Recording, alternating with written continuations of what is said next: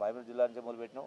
జిల్లాలో ఉన్నటువంటి అందరు శాసనసభ్యులు, జిల్లా కలెక్టర్, ఎస్పీతో సహా కలిసి ఓ రోజున నల్లమేల అచ్చంపేట ఫారెస్ట్ పోయినాం. ఒక రోజున మన దేవరకద్ర నియోజకవర్గం ఉన్నటువంటి టెంపుల్, అంటే టెంపుల్స్ చాలా ఉన్నాయి, ఒక్కొక్క టెంపుల్స్ ఉన్నాయి, పురాతన టెంపుల్స్. సో టెంపుల్ టూరిజం, అట్లాగే ఎకో టూరిజం, మెడికల్ టూరిజం, ఇట్లా రకరకాల ఈ టూరిజాన్ని ప్రమోట్ చేసే కార్యక్రమం చేస్తున్నాం. డెఫినెట్గా మంచి భవిష్యత్తు ఉంది రాష్ట్రానికి, మార్కెటింగ్ చేసే కార్యక్రమం చేస్తాం. మనం ఒక రోజున ఐటీ సెక్టార్ హైదరాబాద్లో ఉన్నటువంటి ఐటీ హైటెక్ సిటీ దగ్గర రహేజా సర్కిల్ ఆ ఒక్క రహేజా సర్కిల్లో ఆ ఒక్క రహేజా కన్స్ట్రక్షన్ బిల్డింగ్లో 1 కోటి స్క్వేర్ ఫీట్ల చదరపు ఏరియా, వాళ్ళు 1,00,000 మంది ఉద్యోగులు పనిచేస్తూ ఉంటారు. వాళ్ళకి అందరికీ అంటే ముఖ్యంగా వాళ్ళు పిలిచి 500-600 మంది మేము దాన్ని ఎక్స్పోజ్ చేసినాం, ప్రమోట్ చేసే కార్యక్రమం చేస్తాం.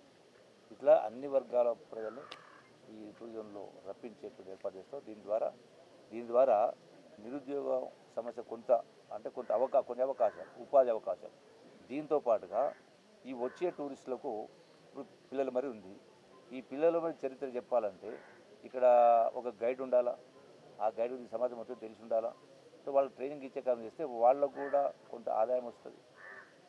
అట్లాగే ఇప్పుడు హైదరాబాద్ లాంటి ప్రాంతాల్లో కొన్ని టూరిజం ప్లేసులు పోతే ఇతర దేశాల వాళ్ళు వస్తారు, వాళ్ళకి మన భాష తెలుగు రాదు, హిందీ రాదు, ఇంగ్లీషు. సో అన్నప్పుడు దానిలో అంటే ఆ యొక్క లాంగ్వేజ్ నేర్పించి గైడ్స్ని తయారు చేసే కార్యక్రమం.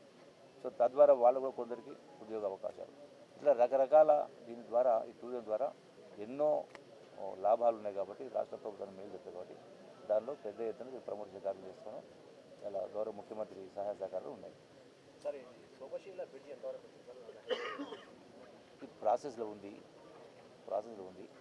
త్వరలోనే దానికి సంబంధించి కూడా డెవలప్మెంట్ వెళ్ళి కలిసి ఉంది. జిల్లా కేంద్రంలో గత ప్రభుత్వంలో మినీ ట్యాంక్ బండ్ అని 50% పనులు పూర్తి చేసి వదిలేశారు, దాన్ని కంటిన్యూ చేయబోతున్నారు. ఓవరాల్గా ఒక అంశానికి సంబంధించి అన్ని అంశాలకు సంబంధించి టూరిజంను పెద్ద ఎత్తున ప్రమోట్ చేయాలి చేస్తున్నాం. వీలైన కాడికి వీలైన త్వరలో ఒక్కొక్కటిగా పూర్తి చేసే ప్రయత్నం చేస్తాం. ఎన్నో చేయాలంది, అన్నీ ఒకే రోజు సాధ్యం కాదు, ఎన్నో చేయాలి. అయినా కూడా ఈరోజు టూరిజం డిపార్ట్మెంట్ సంబంధించి కూడా ఆదాయం అనేది లేదు, అతి తక్కువ. యాక్చువల్గా నిరర్థక ఆస్తులు చాలా ఉన్నాయి, 100ల కోట్ల విలువైన ఆస్తులు నిరర్థకంగా పడి ఉన్నాయి. ఇలా వాటి వల్ల కూడా ఆదాయాన్ని పెంచే దానిలో మార్గంలో భాగంగా పీపీపీ అంటే పబ్లిక్ ప్రైవేట్ పార్ట్నర్షిప్ పెట్టాల్సిన అవసరం వచ్చింది. ఎందుకంటే ప్రభుత్వం వ్యాపారం చేయదు, వసతులు కల్పిస్తుంది. ప్రభుత్వమే పెట్టి చేయాలంటే సాధ్యం కాదు, ఎన్నో ఉన్నాయి. ఇలా సంక్షేమ కార్యక్రమం చేయాలి, అభివృద్ధి కార్యక్రమం చేయాలి. ఇంకా కొంత ముందుకు ఫాస్ట్గా స్పీడ్ తీసుకోవాలనుకున్నా కూడా మరి 8 లక్షల కోట్ల అప్పు అయింది, నెలకు 5,000 కోట్ల వడ్డీ కట్టాల్సి వస్తుంది, 40,000 కోట్ల బకాయిలు పెట్టిపోయారు. అంటే వీటిని అధిగమిస్తూ ఒకవైపున రైతు రుణమాఫీ, చాలా కార్యక్రమాలు ఉన్నాయి. అంటే గతంలో అస్తవ్యస్త పరిపాలన కారణంగా ఆర్థిక వ్యవస్థ కూడా చిన్న భిన్నమైంది. అయినా కూడా చెప్పినటువంటి ఒక్కొక్కటి చేసుకుంటూ పోతున్నాం.